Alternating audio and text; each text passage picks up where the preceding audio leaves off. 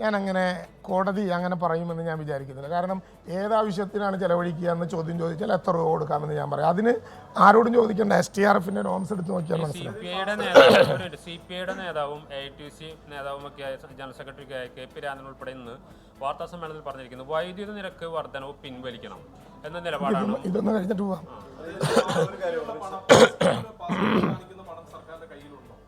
എന്താ അങ്ങനെ സംശയം? ആർക്കാ സംശയം? ഹൈക്കോടതിക്ക് സംശയമുണ്ടെന്ന് സൂരജ് പറഞ്ഞാൽ വിശ്വസിക്കാൻ പറ്റില്ല. ഹൈക്കോടതിയിൽ നിന്ന് ഹാജരായ അഭിഭാഷകൻ ചോദിക്കട്ടെ. അപ്പോൾ വ്യാഴാഴ്ച ആ കാര്യം ഞങ്ങൾ പറയാം. SDRFിലെ ഫണ്ടിൽ ഇപ്പോൾ തന്നിട്ടുള്ള തുക വെച്ചിട്ട് നമുക്ക് ഇപ്പോഴത്തെ മാനദണ്ഡം വെച്ചിട്ട് ഇവിടെ ചെലവാക്കാൻ പറ്റില്ല എന്നുള്ളതാണ് പറയുന്നത്. അപ്പോൾ അതിനകത്ത് നമുക്ക് കൃത്യമായിട്ടുള്ള ഒരു ആവശ്യമാണ് നമ്മൾ ഉന്നയിച്ചിട്ടുള്ളത്. അതായത് ഇതിനകത്ത് ചൂരൽമലയ്ക്ക് മാത്രമായിട്ട് നമുക്ക് പ്രത്യേകിച്ചിട്ടുള്ള ഒരു ഫണ്ട് തന്നെ വേണം എന്നുള്ളത്. കാരണം ഇപ്പം അങ്ങനെ സൂചിപ്പിച്ച് വാടകയുടെ കാര്യത്തിലും അതിലുപയോഗിക്കുന്നതിൽ മറ്റു മേഖലകളിലേക്കും ആ ഫണ്ട് നമുക്ക് ഉപയോഗിക്കാൻ പറ്റുന്ന കാര്യം. അതിലെന്താ ഒരു ക്ലാരിഫിക്കേഷൻ? അല്ല, ഒരു പ്രശ്നവുമില്ല. കേരളം ആവശ്യപ്പെട്ട 3 കാര്യങ്ങളിൽ 3 നടപ്പിലാക്കപ്പെട്ടിട്ടില്ല. അതാണ് കേരളത്തിൻ്റെ പ്രശ്നം. STRFിൻ്റെ മാനദണ്ഡങ്ങൾ അനുസരിച്ച് 1,30,000 പുനരധിവാസം, 75,000 റോഡ്, മരണപ്പെട്ടതിന് 4 ലക്ഷം, വാഴ തകർന്നാൽ 620, ഇതും കൊടുത്തത് കൊണ്ട് ചൂരൽമല രക്ഷപ്പെടില്ല. ചൂരൽമലയ്ക്ക് പ്രത്യേക പാക്കേജ് വേണം. ആ പാക്കേജിന് വേണ്ടിയാണ് കേരളം ആവശ്യപ്പെടുന്നത്. ഇതിവിടെ കേവലമായ തർക്കത്തിലേക്ക് പോകാനല്ല കേരളം ആഗ്രഹിക്കുന്നത്. കേരളത്തിൽ ഇക്കാര്യത്തിൽ സ്പെസിഫിക്കായ മറുപടി പറയട്ടെ.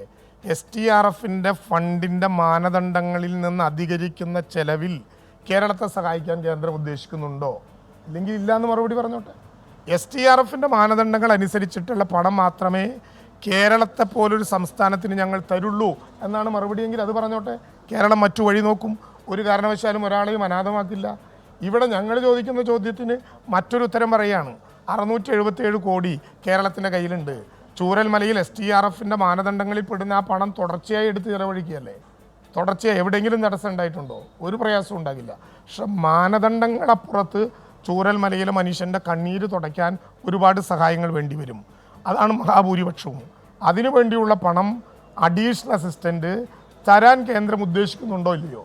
അത് പറഞ്ഞാൽ പ്രശ്നം ഇനി വൈദ്യുതി നിരക്ക് വലിയ രീതിയിൽ പ്രതിഷേധം ഉണ്ടാവുന്നുണ്ട്. അപ്പോൾ ഇന്നിപ്പോൾ CPIയുടെ നേതാക്കൾ തന്നെ പരസ്യമായി അത് പിൻവലിക്കണം എന്ന നിലപാടെടുത്തിട്ടുണ്ട്. എന്താണ് മന്ത്രിയുടെ അഭിപ്രായം? ഞാനിപ്പോൾ പ്രത്യേകിച്ച് ഒരു അഭിപ്രായം പറയുന്നത് അക്കാര്യത്തിൽ ശരിയല്ല. എന്താണ് KP രാജേന്ദ്രൻ പറഞ്ഞതെന്ന് മനസ്സിലാകുന്നില്ല. പൊതുവെ ആളുകൾക്കിടയിൽ നിന്ന് ഏത് വർധനവുണ്ടാകുമ്പോഴും സ്വാഭാവികമായിട്ടുള്ള ആവശ്യങ്ങൾ ഉയരും. ആവശ്യങ്ങൾ ഉയർന്നാൽ അക്കാര്യങ്ങൾ ബന്ധപ്പെട്ട ആളുകൾ പരിശോധിച്ച് അവർ തന്നെ അതിനാവശ്യമായിട്ടുള്ള മറുപടി നൽകും. കോടതി ചോദിച്ച ചോദ്യങ്ങൾക്ക് മറുപടി പറയാൻ കഴിയുമെന്നാണ് റവന്യൂ മന്ത്രി പറയുന്നത്. കോടതിയെ വിഷയത്തിൽ കാര്യങ്ങൾ ബോധ്യപ്പെടുത്തും. സർക്കാർ അത് മേൽനോട്ടം വഹിക്കുന്നുണ്ട്.